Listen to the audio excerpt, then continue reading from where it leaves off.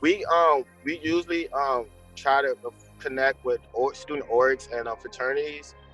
So right now we do have a strong relationship with like uh I say like the I don't know if y'all know the fraternity names like the Qs and the Kappas and the Deltas and Okay. SG Rows. But now we're trying to be more international, you know. So we want to reach out to everyone. So now we're trying to reach out to anyone that's willing to have an open mind and willing to work. Yeah. Okay. That makes sense. I mean, it seems like right now a lot of fraternities, they only want like their fraternity brothers in and then any kind of girl. But I feel like soon there could go in that direction where there's just like social events, maybe bars can host you and they can let anyone in. And that's where I think these NFTs can kind of come in and serve as just like a membership pass. And that's something that we can definitely try to get into. Do you guys have any questions? So when it comes to like moving into the international spectrum, since you're working with basically just like the student body, when you go international, are you going to be looking for like international universities? Like, are you looking for universities in Europe? Like, what's the game plan? Where are you going to hit first?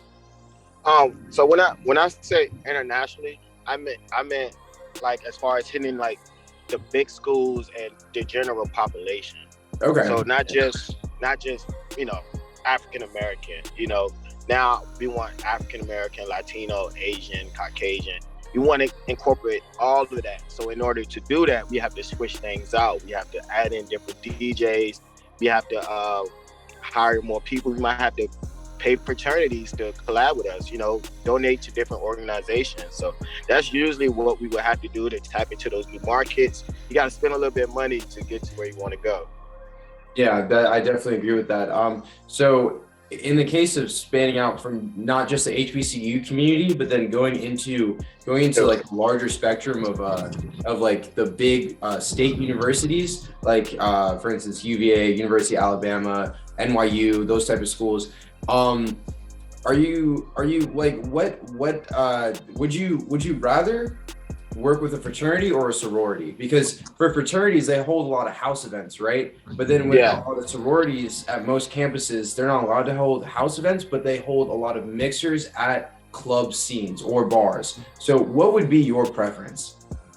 My preference, honestly, probably would be the fraternities because they would be a little bit more lenient. Gotcha. Because everyone is so tied in, and it's a close membership. Invite only, but since I'm a club promoter and I have access to different venues, that could open the door more.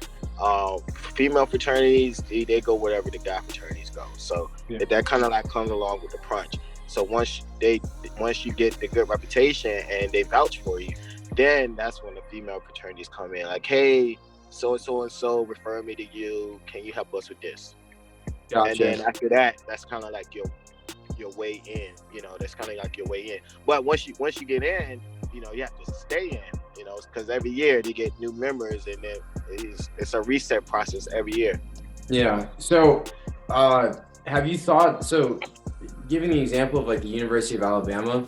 So for the fraternities, the fraternities are actually probably less of an importance than the sororities. The sororities hold most of the money. Those sororities at the University of Alabama are funneling in at least $1 million a year, right? They're holding events, they have pomping, they have, they're doing their mixers with other fraternities for their like their brother fraternity or whatever. And then they're also doing like club events for like certain themes, like they'll do like a color rush event, that type of thing. When it comes to those, I feel that would be like a really good way to implement yourself, because the amount of money that they put into just setting up these events is ridiculous. And the amount of money that's influxing between these sororities, at least at the University of Alabama, it's each girl on average is paying around $6,000 a semester for the sorority alone, just for the dues, not including housing. And they have around 135 to 150 new members each semester, or for fall rush. For fall rush, about 150. For spring, about 80. And they're housing around 200 plus people in their houses. Yeah, that's insane.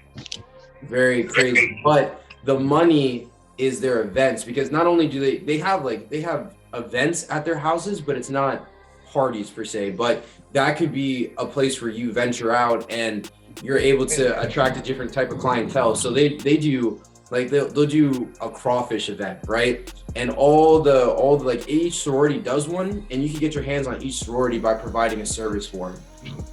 And that would be that. Then you're making like 4 or like 5 to 6 times as much as you would with just working with 1 or 2 sororities or fraternities.